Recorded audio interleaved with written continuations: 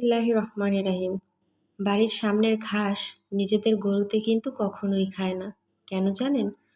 গরু মনে করে বাড়ির সামনের নিজেদের ঘাস ভালো না, কিংবা গন্ধ নেই, কিংবা স্বাদ নেই। এই জন্য খেয়াল করবেন, নিজেদের গরুর কখনো কিন্তু নিজেদের বাড়ির সামনের ঘাস খায় না। ঠিক তেমনি আমরা মানুষেরা নিজেদের পরিবার পরিজনদেরকে কিন্তু কখনো সাজিয়ে গুছিয়ে খেতে দেই না।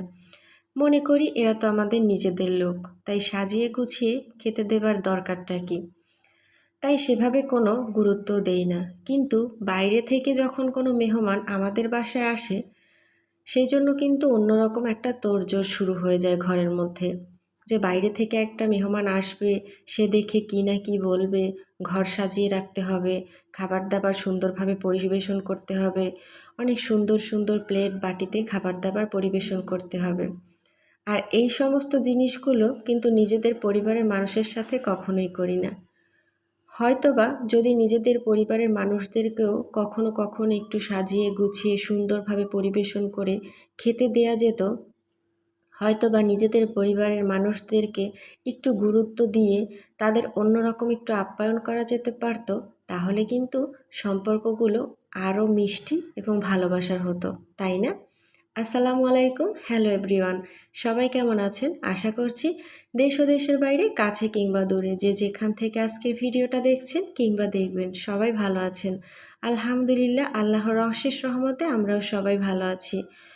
আমি অথৈর আম্মু, ব্লগার অথৈস আম্মু ইউটিউব চ্যানেলে আপনাদের আরও একবার স্বাগত জানাচ্ছি আজকের নতুন ভিডিওটা দেখার জন্য।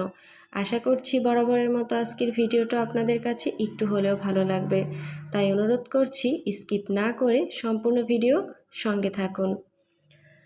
ঘুম থেকে উঠে অফ ক্যামেরাতে নাস্তা বানিয়ে খেয়ে নিয়েছি। তারপর প্রতিদিনের মতো নিজের বেডরুমটা সবার আগে গুছিয়ে নিয়েছি, কারণ আমার ছোট্ট আরাফ সোনাকে টিভি অন করে দিয়ে এখানে শুয়ে রেখে তারপর হচ্ছে আমি অন্যান্য রুমগুলোকে গোছাবো।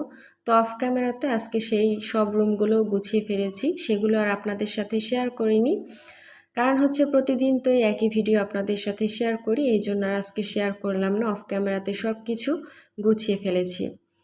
তারপর সোজা চলে আসলাম ডাইনিং রুমে। ডাইনিং রুমে এসে টেবিলটা আজকে একটু সাজিয়ে গুছিয়ে নিচ্ছি নিজের মতো করে, নিজের কাছে যা আছে তাই দিয়ে।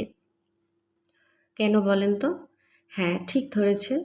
আজকে নিজেদের জন্য এত কিছু আয়োজন নয়, বাসায় 2জন মেহমান আসবে, সেই জন্য এত কিছু আয়োজন। এই তো ছোট্ট মিনি শোকেসটা থেকে আমি কিছু প্লেট বাটি বের করে নিয়েছি। আসলে আজকে 2জন টিচার আসবে দুপুরে আমাদের বাসায় খেতে। অথৈ বাবার সাথে চাকরি করে 2জন টিচার। তো একজন টিচার হচ্ছে সিনিয়র টিচার, সে রিটায়ার করেছে। তো সে কিছুদিনের মধ্যেই স্কুল থেকে বিদায় নিয়ে চলে যাবে। তো সে যাওয়ার আগে তাকে আমাদের বাসায় আজকে দাওয়াত করা হয়েছে, যেহেতু একসাথে এত দিন ধরে চাকরি করছে, একটা অন্যরকম সম্পর্ক হয়ে গিয়েছে। তো অথৈর বাবা বলেছে যে আজকে আমাদের বাসায় তাদের 2জনকে দুপুরে খাওয়াবে, এই জন্য একটু অন্যরকম আয়োজন করা হয়েছে আর কি, যতটা সম্ভব। এই জন্য বাসায় যে মেহমান আসবে সেজন্য একটু সাজিয়ে গুছিয়ে নিলাম টেবিলটা। এরপর কিন্তু আমি সোজা চলে এসেছি নিচতলাতে। তো রান্না বান্না হয়ে গেছে। এখানে ইলিশ মাছ শুধু ভাজা হয়েছে, ইলিশ মাছ দিয়ে আলু ভাজা হয়েছে, করলা ভাজা করা হয়েছে, আর এখন রান্না করা হবে পোলাও, গরুর গোশত, সাদা ভাত। এই হচ্ছে আজকের আয়োজন মেহমানের জন্য।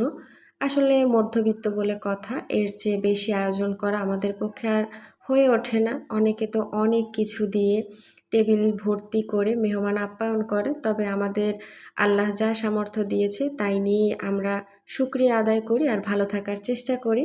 তো আজকে এই খাবার দাবার দিয়ে মেহমান আপ্যায়ন করা হবে।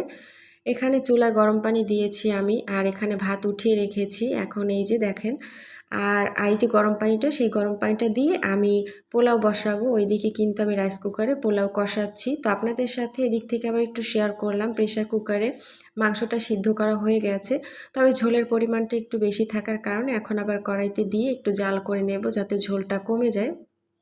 আসলে শুরুতে আপনাদেরকে যেটা বলেছিলাম, আসলে নিজেদের পরিবারের মানুষদেরকে যদি মাঝে মধ্যে মেহমানদের মতো একটু আপ্যায়ন করে গুছিয়ে সাজিয়ে গুছিয়ে আর কি পরিবেশন করে খাওয়ানো যায়, তাহলে কিন্তু সম্পর্কগুলো অনেক মিষ্টি এবং মধুর হয়। কিন্তু আমরা কিন্তু নিজেদের মানুষদেরকে কখনোই গুরুত্ব দেই না। ভাবি তারা তো নিজেদের লোক, ঘরের লোক, তাদের এত সাজিয়ে গুছিয়ে খেতে দেওয়ার কি আছে বা এত আপ্যায়নও বা কী জন্য করতে হবে? অনেক সময় ভাবি যে না, এখন শোকেস থেকে বা কেবিনেট থেকে থালাবাটি বের করে অযথা নষ্ট করে সবাই মিলে এত হৈ হুল্লোড় করে খাওয়ার কি দরকার? যে প্লেটে সবসময় বরাবর খেয়ে থাকি সেই প্লেট বাটিতেই খাবো, বা অত কিছু নোংরা করলে আবার ধুয়ে উঠিয়ে রাখতে হবে। এইসব মেন্টালিটি থেকে আমরা কিন্তু নিজেদের আত্মীয়স্বজন, পরিবার-পরিজন বা নিজেদের ঘরের লোককে কিন্তু কখনোই আপ্যায়ন করা হয়ে ওঠে না। আর এটাই আরকি আমার মনে হলো, যেভাবে যদি মাঝে মধ্যে করা যায় নিজেদের ঘরের লোকও একসাথে হয়ে মজা করে কাঁচের প্লেট বাটি আরকি, যেগুলো নামি দামি হয়ে থাকে, যেগুলো আমরা উঠিয়ে রাখি বা তুলে রাখি শোকেসে, ওগুলো নামিয়ে যদি খাওয়া যায় কত মজাই না হয়। কিন্তু সেই রকম কিন্তু আমরা কখনোই করি না। তো এখানে আমি পোলাওয়ের চালটা কষিয়ে নিচ্ছি রাইস কুকারে, আর এই তো দেখুন চারপাশে শুধু কাঠ আর কাঠ। আসলে কি হয়েছে বলেন তো, আমার দেবর, আমার হাজবেন্ড ফার্নিচার বানানোর জন্য প্রচুর গাছ কিনেছে, আর সেই গাছগুলো কেটে কেটে এরকম সারি সারি দিয়ে রাখছে, যাতে করে গাছের মধ্যে যে পানিটা টেনে যায়, শুকিয়ে যায়, এরপর হচ্ছে ফার্নিচারের দোকানে ফার্নিচার বানাতে দেবে এক এক করে।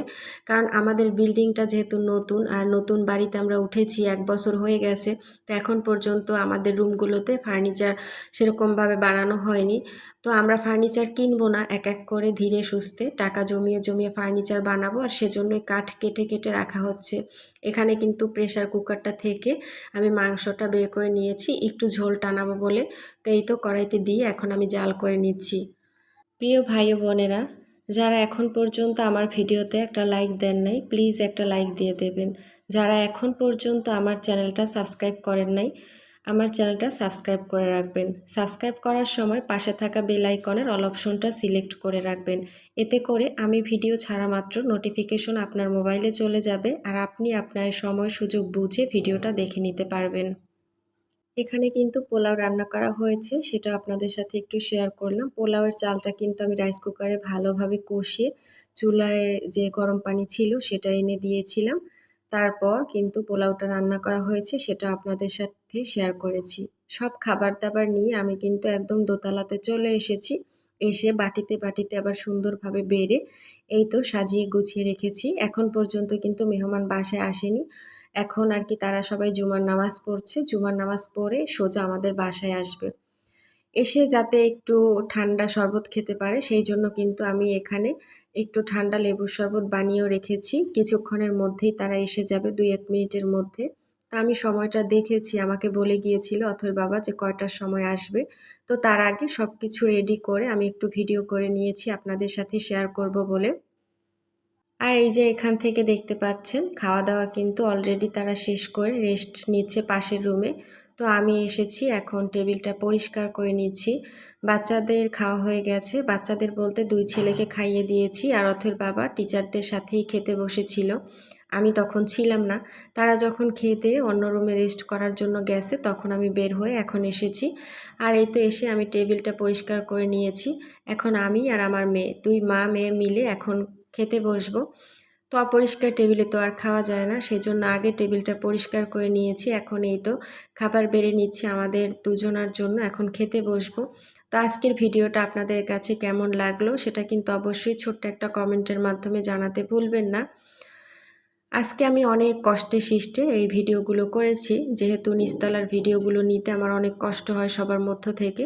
তো যখন দেখেছি ফাঁকে ফাঁকে আব্বু আম্মু সবাই একটু আমার কাছ থেকে দূরে ছিল, তখন ছোট্ট ছোট্ট একটু ভিডিও ক্লিপ নেওয়ার চেষ্টা করেছি আপনাদের মাঝে শেয়ার করার জন্য।